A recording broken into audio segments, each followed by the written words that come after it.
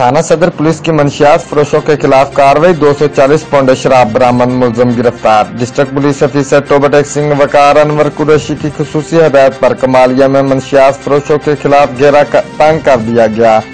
मंशियात के खिलाफ चलाई जाने वाली मुहिम के दौरान DSP कमालिया जफर इकबाल की सरबराही में SHO थाना सदर कमालिया एजाज हुसैन की क़यादत में पुलिस टीम ने मुखबर की इतला पर चक नंबर 712 गाफ बे में कार्रवाई करते हुए मुलजम जुहेब सकना चक नंबर 712 गाफ बे को काबू किया, जिसके कब्जे से 240 अदद पौंड शराब प्लास्टिक बोतल बरामद हुए।